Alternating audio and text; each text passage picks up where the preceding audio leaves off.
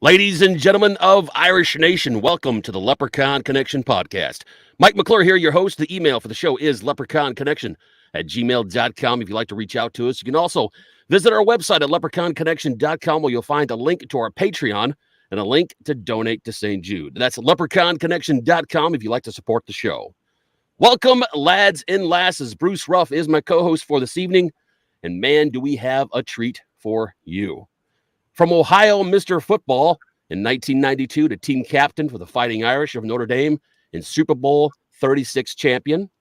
Lads and lasses, raise your glasses and please welcome a legend of the Golden Dome, number 44 on the gridiron, but number 1 in our hearts, Mr. Marc Edwards.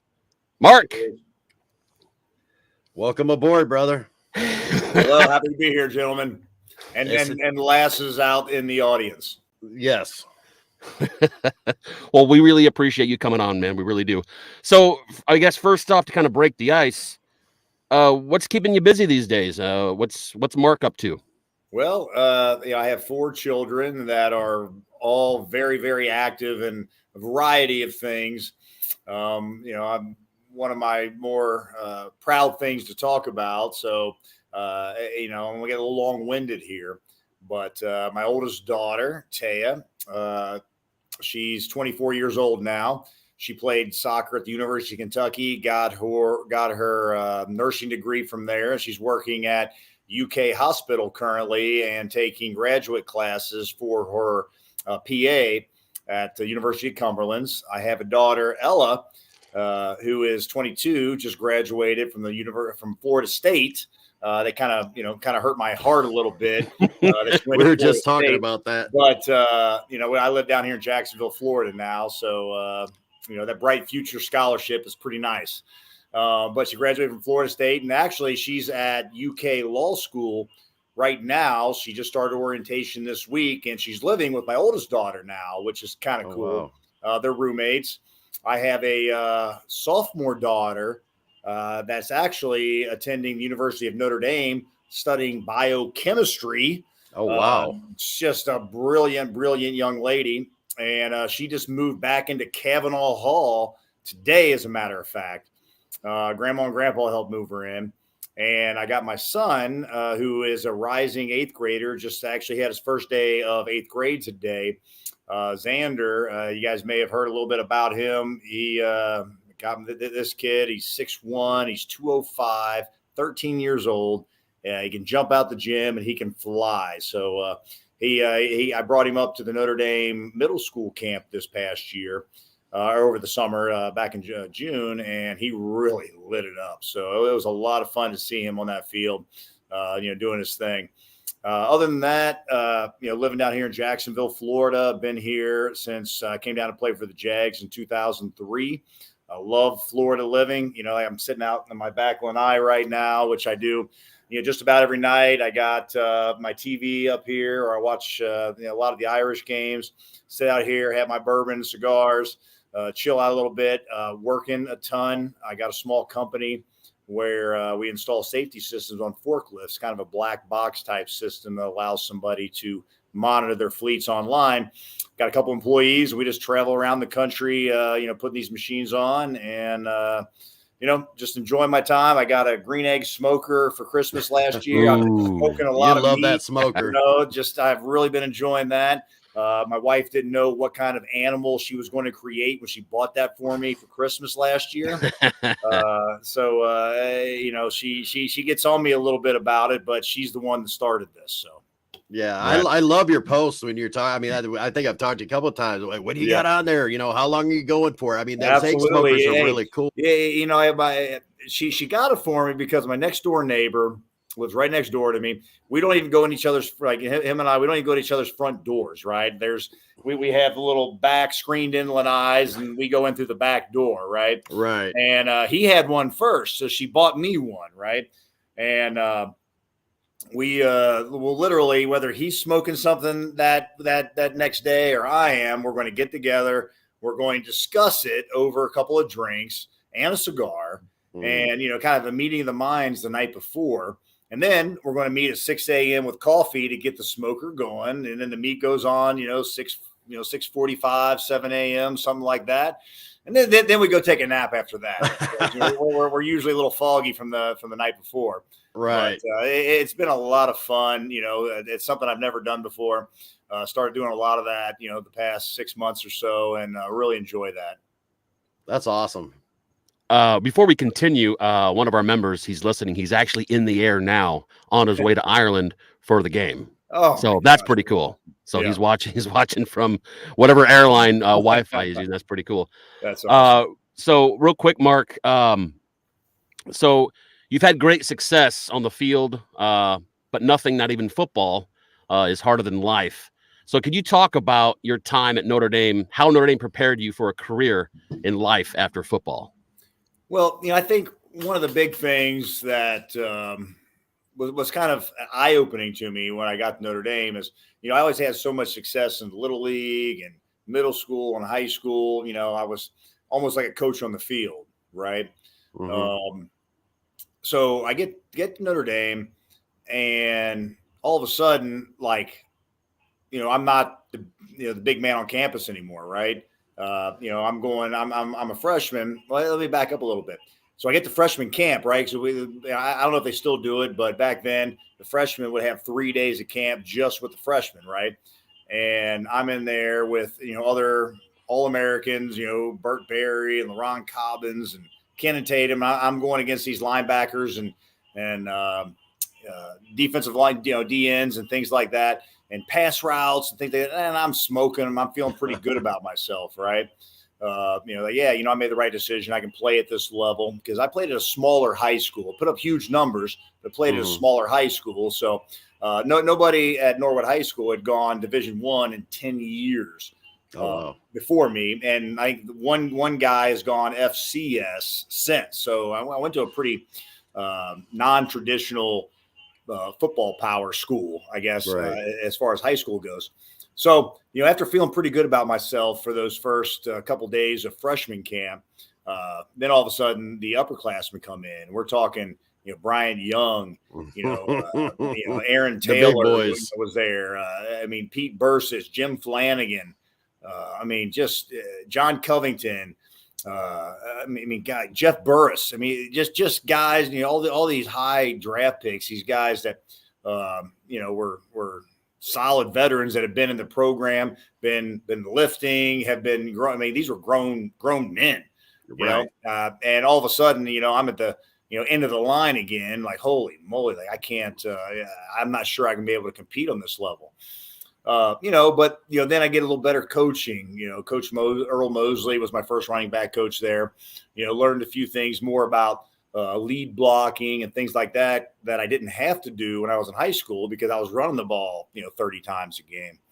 But one of the more eye-opening things was how hard Coach Holtz was on me. Because I was playing a little bit, I kind of earned, as I went through training camp, I earned, the backup fullback spot, which, 4 or 5 backs always played, somewhat of a role in Holtz's offense. So, Holtz is, he had a philosophy of putting so much pressure on young players during practice that come game time, it was a little bit easier in theory, right?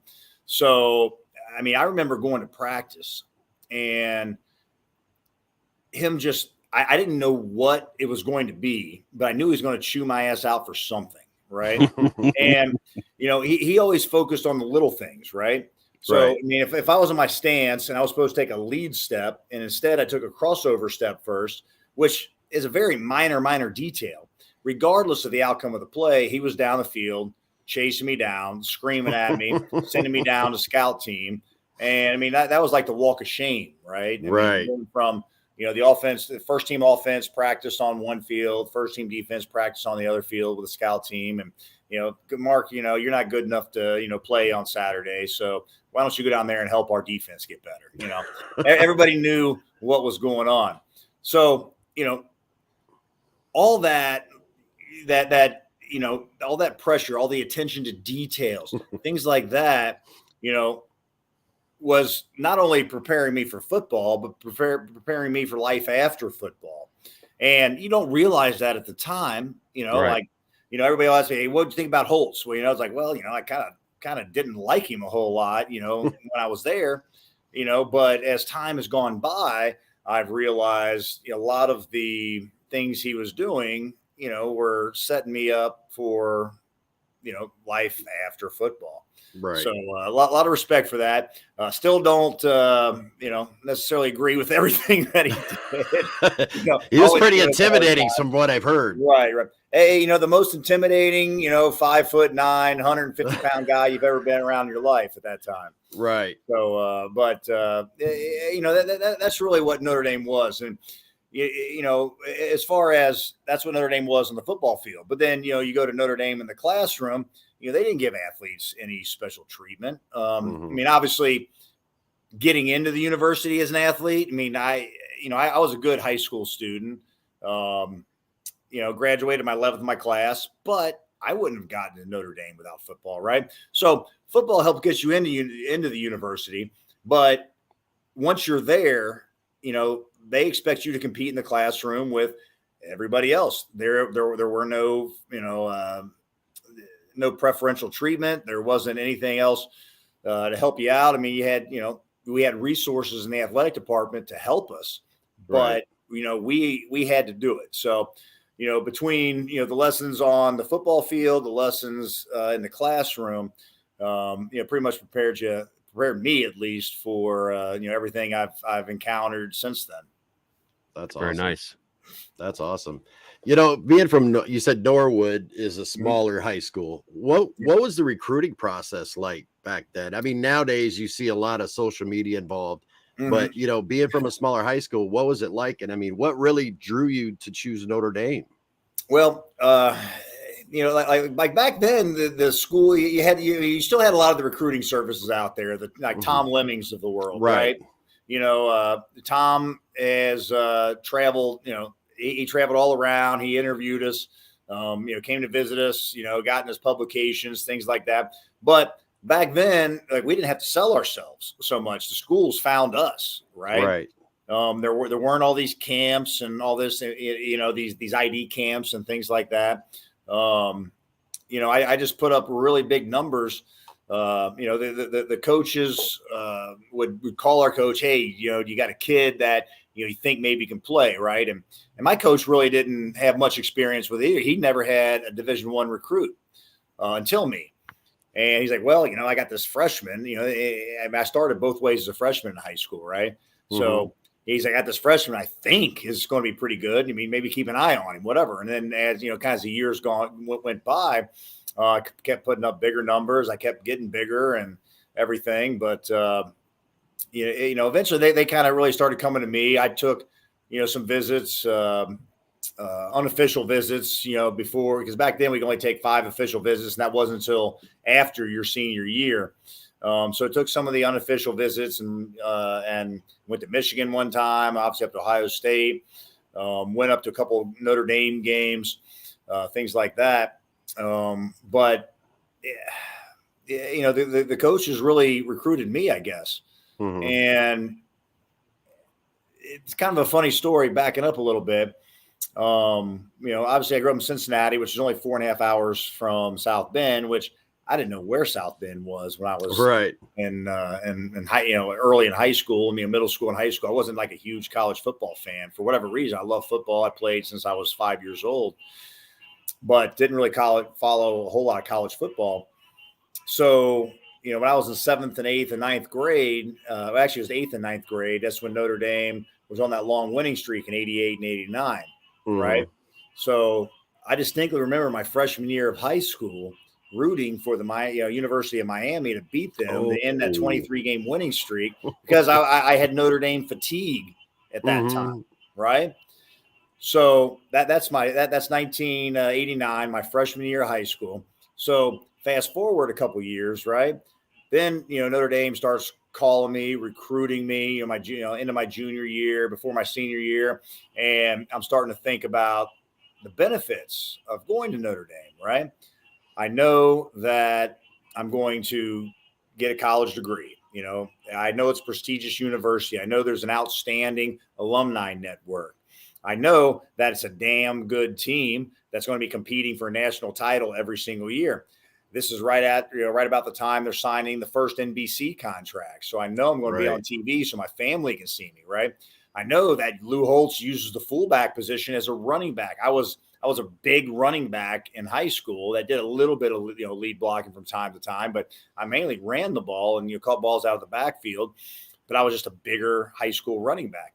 So I knew they were going to play me at fullback, but I knew the fullback ran the ball, was an athletic fullback at Notre Dame. And I kind of started putting all these pieces of the puzzle together. And it's like, it became a no-brainer to me that Notre Dame was the right place for me. And, once they started recruiting me, I changed my tune really quick. Funny story. I was a big Michigan State fan, it would have been my sophomore year. So that would have been like 90, 91. George Perlis was there. I actually went to the Michigan State camp before my sophomore year. But it wasn't really an ID camp back then. It was like, just a football skills camp, whatever. But George Perlis, but I remember, Blake Ezor was the running back. Percy Snow was the linebacker, right? Oh, wow. Michigan State was pretty good back then. So, I was a big Michigan State fan that year. And I had written on a folder, Notre Dame sucks on it.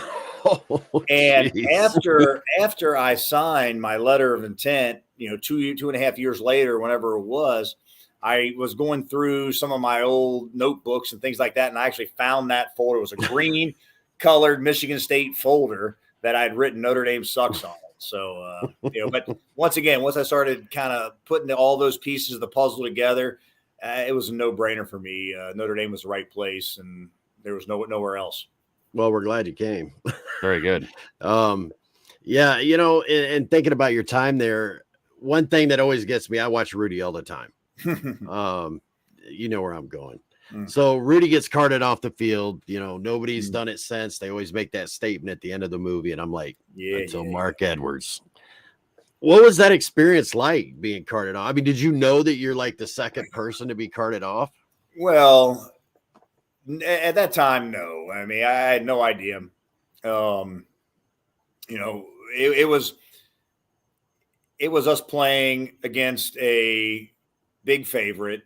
We had lost a couple games early that year. We were 5-2, 17-18 in the country at that point. USC came in there, 7-0, top 2 or 3, 5 maybe. Keyshawn Johnson senior year, John Robinson just come back to revitalize the program. We'd beaten them. I think we beat them 11 years in a row, and then we tied them the year before. So this was the year they were finally going to break through and beat us. And we just kind of gave them a good all-around team, butt whooping on a kind of a crisp, cold, late October afternoon. And, after it was all said and done, I had a pretty good game. And, it was kind of one of those rush the fields moments, which, hadn't happened since Florida State, a couple of years before. Mm-hmm. And it was a really surreal experience. And, hey, when it was all said, it just kind of happened, right? Wasn't thinking about it. It just didn't realize what was going on at the time. And, it's like as the years go by, like the folklore gets bigger and bigger. And, that's kind of what it came up to. But, kind of a funny side note, about Rudy is that it was my sophomore, going into my sophomore year, spring ball. So spring ball, the end of my freshman year, we were doing a scrimmage or something like that was open to the public at the time. And my jersey got ripped off of me during practice. So I just switched from 4 to 44. Because if you remember, I was 30 my freshman year. Jim Flanagan had 44. Mm-hmm. So I switched in spring ball. So I had 44 finally, but it got ripped off of me during practice. And the only jersey they had was a 45. So I just put that on for the rest of practice, right? So after practice, the fans kind of come down and we're doing autographs and taking pictures and stuff like that. And two gentlemen came down to me like, oh, hey, we'd love to get a picture with you. And I'm thinking, hey, they want to get a picture with Marc Edwards. And then the guy said, oh, well, hey, you're wearing Rudy's number, so we want a picture with 45. And I'm like, you guys, that completely deflated me. right? Like, I thought I'd done a little bit, at least as my freshman year to get recognized, but no, they just wanted the idiot with 44 or 45 on. Oh, geez, that's funny. That's hilarious. That is absolutely hilarious. But yeah, it's funny because both my kids, I mean, my son, I don't know how he got dropped on his head when he was a little baby, so he ended up a Michigan fan. My daughter, well, yeah, my daughter, blame the mother. I did, because she's the one that dropped him, so it's all on her. But now my daughter grew up with me watching Notre Dame. She knows everything. She's probably watching this right now because Sydney loves the Irish and she's all in. So yeah, I know how that goes. But they all know the Rudy part. I said, Marc Edwards, that's not true. Marc Edwards has done it. Yeah. All right, guys, we got to step aside here just for a second. Getting your music your way has never been easier with Audilus. Search AUDILOUS on your device and select your station or podcast from rock, country, top 40, hip hop, and more. With 17 different stations to choose from, Audilus is your place for FM sounding radio with fewer commercials. Now, with those other music services, we're all tired of being forced to hear so many ads without paying for a subscription, right? Well, Audilus might be what you're looking for. Search AUDILOUS in the Google or Apple store today and enjoy free premium radio and podcasts right at your fingertips. Audilus, your music, your way. All right, so Mark, having been involved in the game of football at all levels, I mean, what advice would you give to college-bound players today? And, I mean, do you think the transfer portal and NIL deals has either helped or harmed the college game? Oh my gosh. The recruiting process has changed so much. I'm kind of at the precipice of going through it myself now with my son, who's going into 8th grade. I've kind of started reaching out for advice, for, Wes Pritchett, his sons are going through it. I got, Jeff Kilberg, who I played with, his son Jackson's going through it as a junior in high school.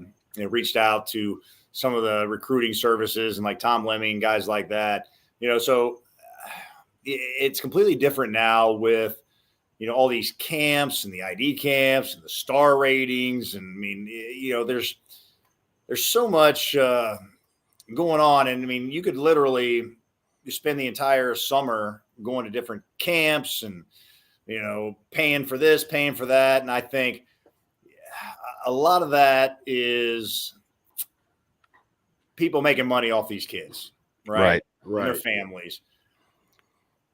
Go to the 2 or 3 schools, that you want to go to. See if you are that caliber of player or not. I mean, they're going to be able to, sit there and tell you, and these coaches are going to be honest with you, right? Because they're not going to waste their time if you're not that caliber or even have that potential to be that caliber of player, right? Mm-hmm. So, pick the few schools that you, based upon your talent, that you're going to have a legitimate shot of going to, right? And then there's going to be some, hit and miss there, until you kind of figure out, what things are, and use your high school coach. He's going to know. Most of these high school coaches have had D1 guys, Power 5 guys. They've had MAC player guys. They've had, Division 2, Division 3 type guys. So, but at the end of the day, be the best version of you that you can be, right? If you're, 5'8" and you run a 5 flat, football's probably not for you, right? I mean, you can get better, right, and be a better high school player, but you're probably not going to play on the next level.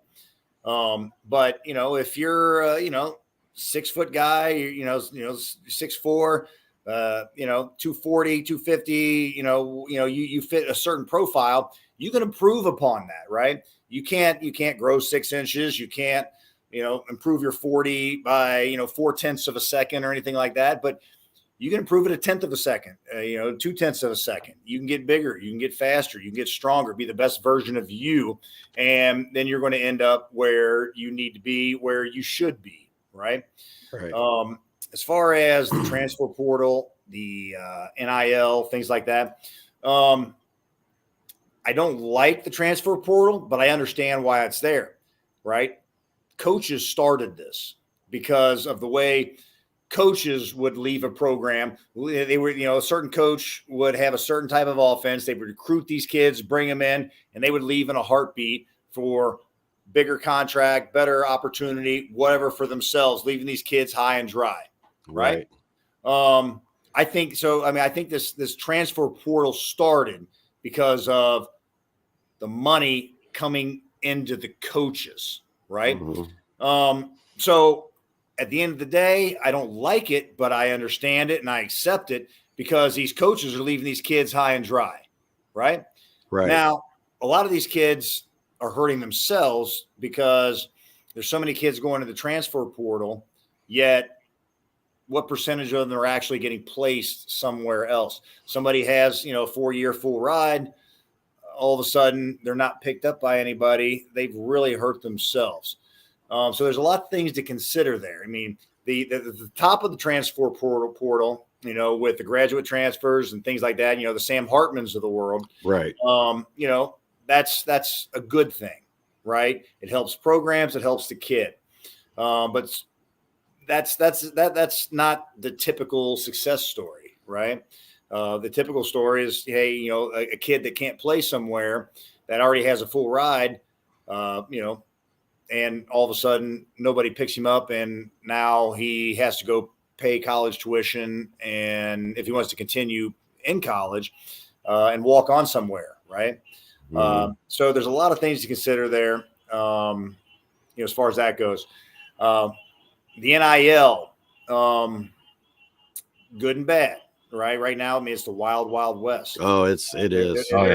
Yeah. There's no rhyme or reason to it. There's so many problems in recruiting with these kids getting promised certain NIL deals. They get there, it doesn't happen, and then all of a sudden they transfer again, or whatever. Notre Dame has, a pretty good base NIL program, the way I understand it. They have, every scholarship player has the opportunity to earn, a certain amount of money, whether, I think, last year was 25,000, the next year it's supposed to be 40, or whatever the numbers are. They have to make 10 charitable appearances somewhere, and they get, 1/10 of what every scholarship player can earn there. So let's just put the number out there as 40,000 every time they make $4,000, right? So, right. That's regulated almost, right? Like, hey, everybody's going to get that. And, you can still go out and do whatever deals you have to do based upon your talent level and what you've earned, right? These deals being cut for recruits and things like that, very bad, very bad. It's bad for the kid. It's bad for the schools. It's bad for the alumni, whoever's doing it. There's got to be some kind of regulation, some kind of salary cap, if you will. Yeah, for sure. You just can't. Hey, you're a 5-star kid. We think you're going to be you're the number one recruit. We're going to give you a 4-year deal worth $4 million before you step on campus and have earned anything, right? Like, no, yeah, that doesn't make any sense. And then the kid gets there and he gets beat out, or whatever. There's a lot that needs to be figured out with this, and but I am all for it. I mean, when I was at Notre Dame, they were only allowed to give us 3 meals a day, right? Breakfast, lunch, and dinner. You go to the dining hall, swipe. You cannot take any food out. They couldn't give you any more food. As an 18 to 22-year-old kid, every night at 10 p.m., I'm starving. Starving. Oh, right? Yeah. I used to go, I don't know if you guys remember, but in South Dining Hall at Notre Dame, there used to be this little place called the Oak Room. It was like a restaurant in the middle of South Dining Hall. And they used to have a popcorn machine in there that was free popcorn for anybody. It wasn't for athletes, it was just anybody, right? I would literally go over there 2 or 3 nights a week, and I'd fill my belly with popcorn because I was hungry. Right. There are other times me and another buddy would put scrape together $1.25 each, and we would order Papa John's breadsticks, right, at night. So those problems are long gone. Right. Yeah. That's out the door. But, also with the NIL, it's good because, when you got a kid that lives in Hawaii or California, they don't pay for you to travel to and from campus. They don't pay. They don't pay for your parents to come watch you play. They don't have, any housing for the parents to come in for a game. I think something needs to be done as far as that goes. Yeah. Right. I had to get back. Granted, I only lived in Ohio, so my parents could, my family, somebody would drive up and drive back and get me. But you don't have that luxury when you're in Hawaii. You don't have that luxury when you're in California. The NIL is going to help with things like that. I was expected to wear a coat and tie when we would go on the plane for away games, and I didn't have coat and tie. Right. So that came out of your pocket. Right. So we had to do, things like that. There were little bits of help. Like you still get like a Pell Grant and things like that back then, which certainly helped out.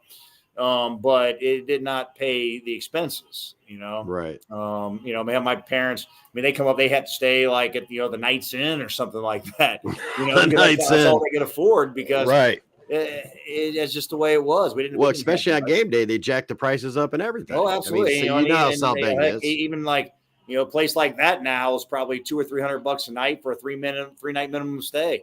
Yeah, easily. So, there are good things about the transfer portal and, a lot of good things about the NIL, but there's still a lot of just ambiguity with both of those that needs to be figured out. And, I don't have all the answers, but, there's these NCAA experts making millions upon millions upon billions off of these kids. And it needs to go back to those kids somehow or another in other ways. Yeah, that definitely makes sense. This is kind of an oddball question, but when you're in college at the time during the off season, and you said you were kind of, you were struggling to put like $1.25 together to get, Papa John's breadsticks. Now, were you allowed to have to get like a part-time job during the off season, or was that something that wasn't even practical? No, it was not allowed back then. Yeah. Okay. You couldn't get a part-time job. It was, an NCAA violation. Oh, really? Yeah. Wow. So, yeah, that's a little insane. Wow. And I know we all get long-winded when it comes to these things. I'm looking at the time, but I've got two really big questions that I really want to ask. Yeah, I was going to ask you what it was like to play for Lou Holtz, but you already answered that. Yeah, you got into that. Yeah, go ahead, Bruce. Like I said, two last questions. One, I'll ask the other one first. With what's going on, we just talked about the NIL transfer portal, conference realignment, and Notre Dame's stance on being independent. What is your kind of take on everything? And do you think Notre Dame should stay independent when it comes to football? I would love to see Notre Dame stay independent. It's really nice to be able to play coast to coast, play where we want, do the Ireland game, do the Shamrock game, play on the West Coast every single year. Pick a game in Texas if we want, play in New York, play in Chicago, wherever we want, right? I love that aspect of it, playing a multi-regional type of schedule every year, right? But at the same time, as this playoff, scenario expands to 12 teams, as these conferences start to, Pac-10's done, right? Oh, they're gone. Right. ACC's probably not far behind. So, if it gets to a point where, Notre Dame has to join a conference because of the way these conferences are folding and these super conferences are forming, you got to do what you got to do. You got to progress with the times, right? Like, I didn't necessarily like the scoreboard going up, the big Videotron. Right. Yeah. I didn't necessarily like them switching to turf. Oh, right? I didn't either. But, that's what these kids now want and what these kids are used to, the the different jerseys for the Shamrock game, the different uniforms, the Irish wear green, and all these different things. That's what the kids want now, and that's what you got to do to bring these athletes in. It's a different mentality, it's a different generation, and these even with my son, he's my son is 6'1", he's 205 as a 13-year-old. I've never been 6'1", I was 6 foot. I wasn't 205, 210 pounds for my senior year of high school when I was the best player in the state of Ohio, right?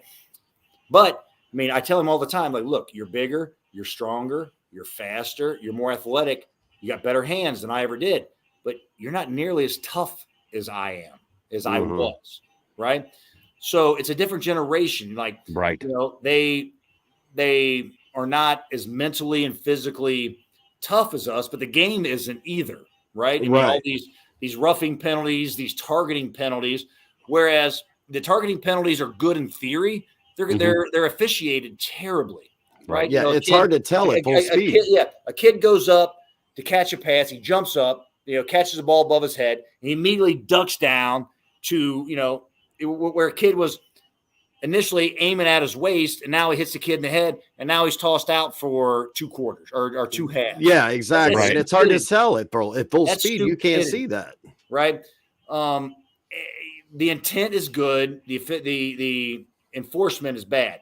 But the point being is that you can't even sack a quarterback without looking for a flag now. Right. You can't tackle a quarterback when he's scrambling without looking for a flag now. You have to lay him down on a pillow. Right. Are so protected now. So they're not nearly as tough. The way they practice now. I mean, we beat the living dog shit out of each other during practice, 2-a-days, full pads, twice a day. Now, they got workload monitors on these kids. And if they, exceed their certain amount of steps or heart rate or, whatever, they shut them down. And, the science is there. I get it. It's good for these kids. We want to be safe and everything else. But at the same time, it's a different athlete, a different mentality. So these things like the scoreboard, the NIL, the transfer portal, we're catering to these kids more. And, it's less about, the heart of the game than it is, these other things that are getting into it. And, us that's watched the game in the 80s and 90s and all that, I mean, it breaks our heart a little bit, but at the same time, viewership is up. TV contracts are enormous. They're going out of control. It's as popular as it's ever been. And, I sit out here, if I'm not at a game, I sit out here in my back, I turn the TV on when the first damn game comes on, and, I'm shutting it off when the West Coast games go off, Yeah, exactly. So, I mean, there's nothing wrong with the excitement of the game. It's just we've had to adapt, and we have to embrace those changes that, like the field and the scoreboard and the uniforms and everything else. Right. See, I guess my question would be, as a student athlete, former student athlete, we hear a lot about the new conferences, and you got now USC playing in the Big Ten. They're going to be playing in the snow. They're going to be making a lot of trips, but we have to look at basketball. And I've heard a lot about the softball players complaining. Well, more about the other sports is what's going to be tough. Football, it's not going to affect football, right? Kids from USC, they get drafted by New England. They get drafted by the Jets. Oh, yeah, absolutely. They get drafted by the Chicago Bears. And you know what? Guess what? They turned all pros, right? Like, you can deal with that cold. You don't want to live in it. I mean, I lived in it, and I moved down to Jacksonville, Florida to play for the Jags.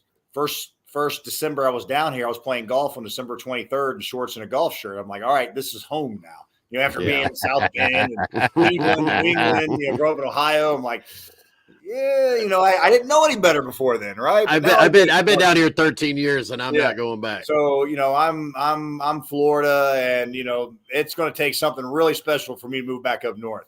Right. Love visiting up north. Don't get me wrong. Love going home. Love going to South Bend. Go up there for work, whatever I got to do. But, on a day in and day out basis, I'm going to be out here. But yes, it does create a big problem for the so-called Olympic sports, right? Right. Men's and women's soccer and basketball's kind of been, a little more like football. Granted, they play a little bit more. But I don't think it'd be a big deal with basketball, but the Olympic sports, gymnastics and swimming, everything else is it's going to be a logistical challenge for those sports. Definitely. Do you think football should be separated from the rest? Kind of like Notre Dame is. We're in the ACC, yet we're independent. Hockey's in the Big Ten. Chip Kelly brought that up. He says, Notre Dame's got it figured out. Yeah, I saw that.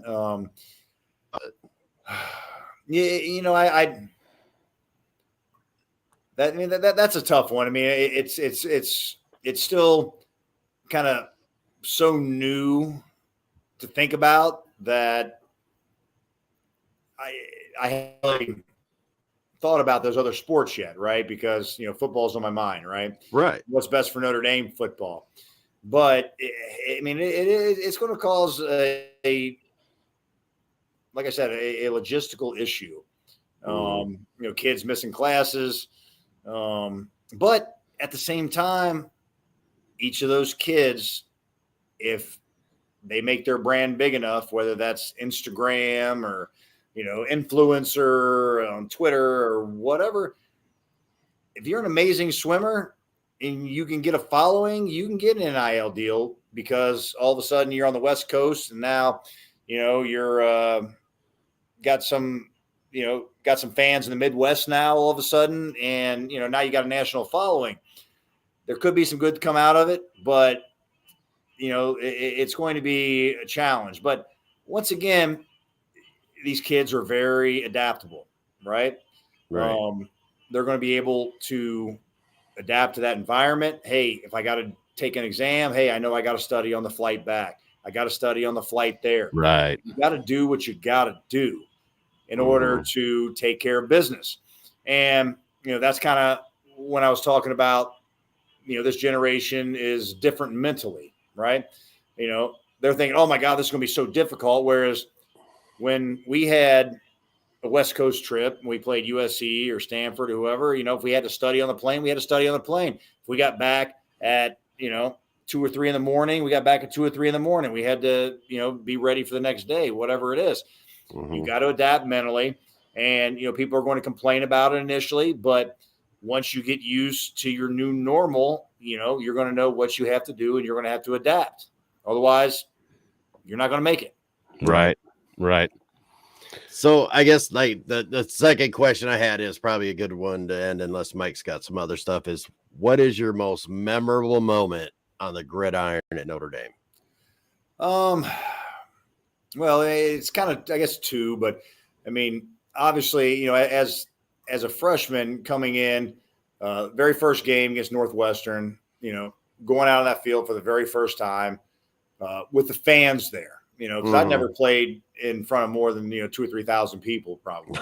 Right. So just going out there and like just seeing that environment and actually getting a few snaps, which was pretty amazing as a freshman playing his first game. Then obviously the Florida State game that year was very surreal with seeing a number 1 versus number 2, the environment that was there all week with, RVs pulling up on Monday of that week, kind of start the week. But as far as, me personally, being involved in a big game, obviously the USC game, my junior year, 95, when we were big underdogs.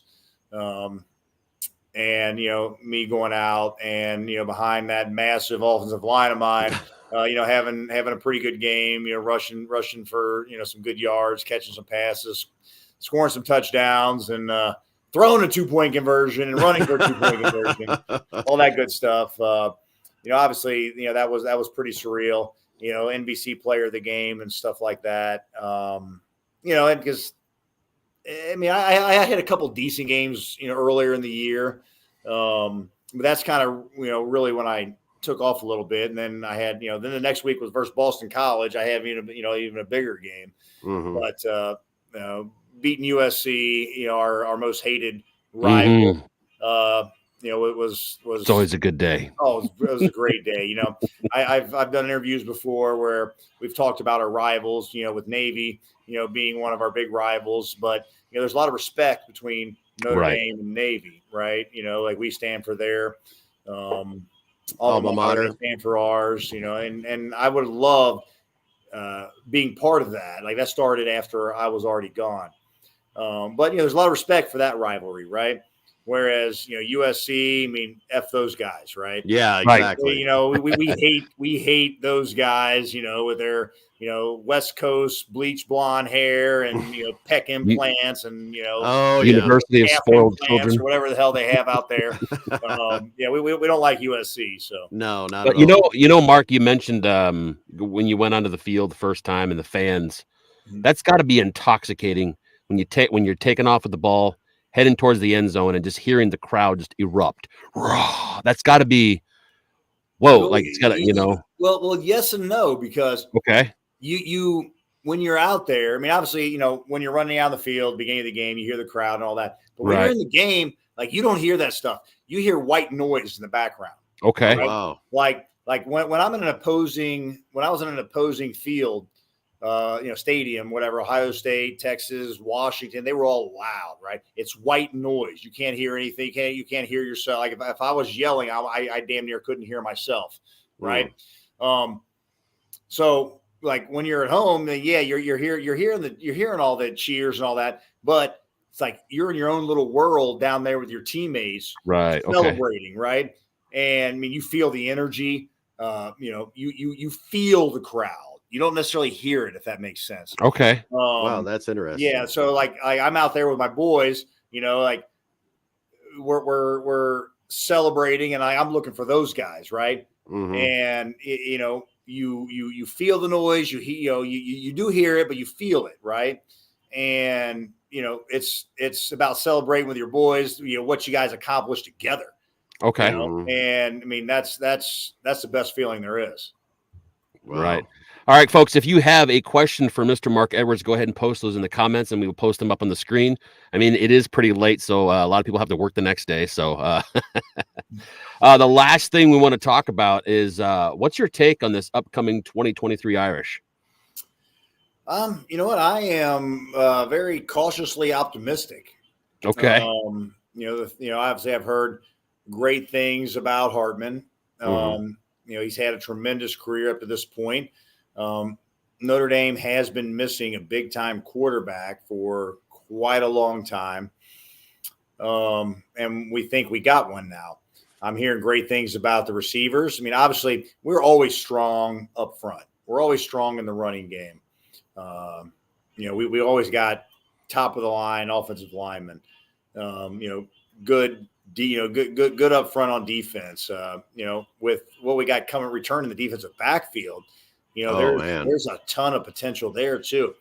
So, we're looking, like we have a tremendous squad this year. But rankings come out, we're at 13, whatever it is, something like that. Yeah, and we got three top 10 games. Yeah, 3, 6, and 9. The beauty of it is, we're going to get to go out and prove if we deserve to be higher, and it'll take care of itself. You win games, you're going to move up. You win big games, you're going to move up quicker. But I'm very optimistic. Think that there's a lot of potential. That's for darn sure. I love what Freeman's doing. He's ticking all the boxes in the offseason. He, is doing the recruiting. He's doing the things you need to do to attract today's athlete, I think. His lack of experience still concerns me a little bit. But, he's going to have to grow up real quick. Right. The lack of experience showed up a lot at the beginning of his, when he coached the bowl game and the first 2 games last year. And obviously he got better as it went on, right? I mean, we came out great against Oklahoma State. So obviously, he's a good coach. He gets the kids prepared, right? And then second half adjustments, the old veteran, Mac Van Gundy, kind of outdid him. Same thing happened in the Ohio State game. He came out, great game plan, had the kids prepared, had a little setback in the second half. And then, the Marshall game, hangover, whatever, right? Whatever happened, whatever that was. Rest of the year, outside, I think the Stanford game was pretty disappointing, but other than that, it was a pretty damn good year. I was up the Clemson game, and that was tremendous effort start to finish. Didn't let Dabo kind of come back at the end of the year. The bowl game was down here in Jacksonville where I live. We were at that game. Really nice finish in the second half. So you kind of see that progress with him as a head coach on the field. Like I said, everything off the field, tremendous, right? Everything you need, everything you want in a coach. He's the young coach, doing the social media age stuff, doing the videos and things like that. And that helps attract top talent, right? Right. The players really seem to, like him, to resonate with him, to bond with him, to follow him. Which is a big positive, but at the end of the day, you still got to know the X's and O's and make those adjustments, halftime adjustments, to be elite. And that's where I'm hoping he's going to kind of start driving us this year. Yeah, I'm loving the recruiting he's doing, and they're talking about the practices are more intense than they've seen in a very long time. Yeah. Oh yeah. He's letting them go at it.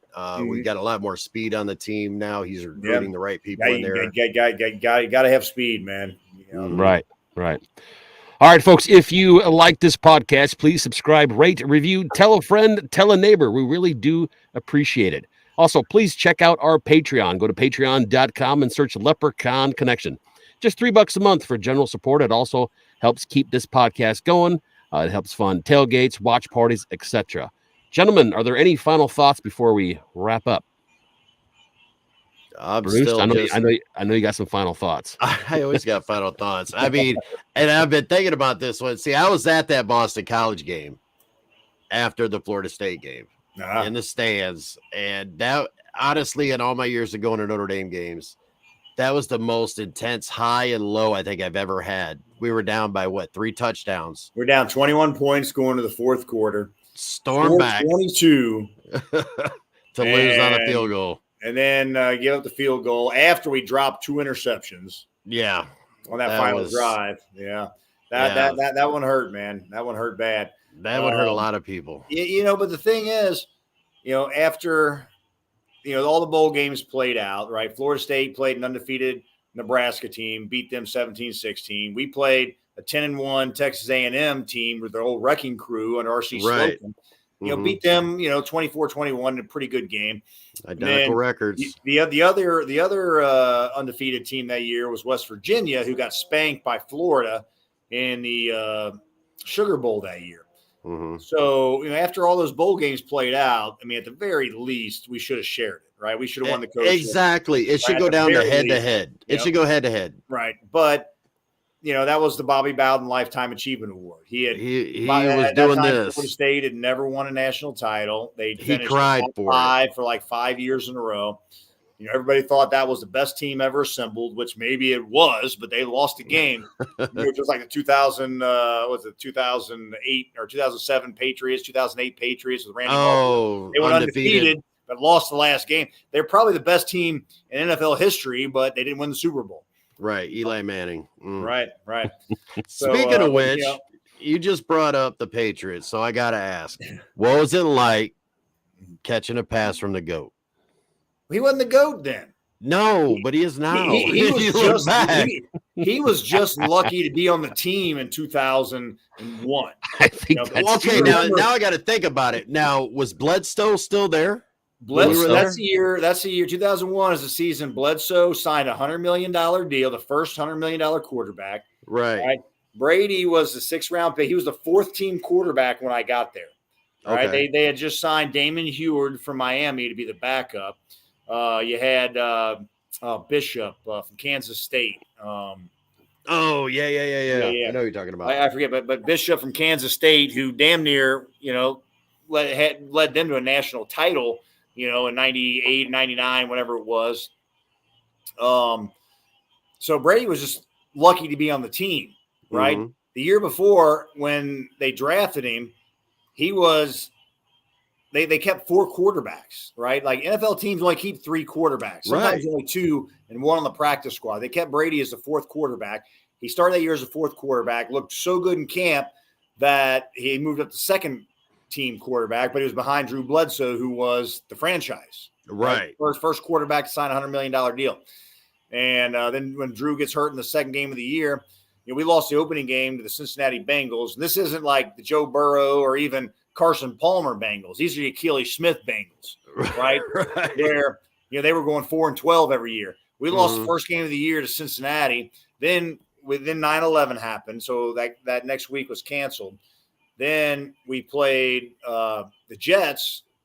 And that's at the end of that game is when Bledsoe was scrambling and Mo Lewis hit him going out of bounds. And you guys have probably seen the highlight, but the highlight didn't do it justice. It sounded like when Mo Lewis hit him, it sounded like a shotgun went off. Oh, and what happens is he hit him so hard right between his chest plates that he sheared a blood vessel inside of his heart cavity. So his heart was slowly filling up with blood as the evening went on. So, I mean, he was rushed to the hospital later on that night to have like open heart surgery to release that pressure. I mean, I did not know that. Yeah. And, if you watch like that, I forget what the 30 for 30 was or whatever it was, but when Bledsoe was on there talking about that play, I was actually the guy that almost set that in. I basically set that into motion because Bledsoe went back out the next series, right? And we had a check with me play where we lined up and he lined up in shotgun and me and Antoine Smith lined up in split backs. And we ran a shovel pass towards whichever side John Abraham was on, who was their good, rush defensive end guy, right? We were going to start a shovel pass, whichever side he was on, because he was just rushing up the field trying to sack the quarterback. And we go right underneath of it. So it was a check with me play though. So we go up the line. And Drew Bledsoe looks at me like, "Hey, Mark, which way do I call this?" I'm like, "You call it left, Lou. You call it left. You call it left, right?" So after that series ended, I went over and talked to the trainer. Like, "Hey, something's not right with Drew. You need to get him out. Like, you need to talk to him, right?" So then they figured out he was concussed, and then later on in the evening, and then that's when Brady came in, and then we just went on some kind of historic run after that. Right. But wow. That year, like your question, catching touchdown passes from the GOAT, I was catching touchdown passes from an all shucks kid back then. Because, he, like, once again, I mean, that year we protected him, right? Right. Like our main offensive formation was 22 personnel, which is 2 tight ends, 2 backs, and a receiver, right? And we ran the ball, we play action, we screened. His typical line was like 16 for 22 for 200 yards, 1 touchdown, no picks. We'd run for 150 yards, and we played great defense. Right. Our offense that year was number 18 in the league. Our defense was number 16 in the league, but we were top 5 in turnover differential and offensive and defensive red zone production. Right. So that's how we won that year. And we scored like from week 10 on. We scored on either defense or special teams every game. Oh, wow. See, and that's the kind of stuff I need to know because that was the most awesome story I think I've ever heard. Holy cow, man. That is insane. Yeah. I completely forgot where I was so engrossed in that story. I got lost in my notes. Okay. So I gotta another drink then. I gotta find my spot. Oh my goodness. I think we have to wrap up. We went way longer than what we originally planned, but it's not like that's a bad thing. Oh man. Okay. So let me find my spot here and then we'll get right back to where we were. All right. We're going to go ahead and wrap this up. Visit our Facebook page and stay on top of everything Irish. And to our friends here in the Michiana area and to all our friends across Irish Nation. Thank you so much for listening. And thanks again to Mr. Marc Edwards We really appreciate you coming on the show. We really do sincerely appreciate it. Hey. For Bruce, I'm Irish Mike. Join us here next time right here on the Leprechaun Connection podcast. And everybody says, gentlemen. go Irish. Go Irish. All right. Hold on.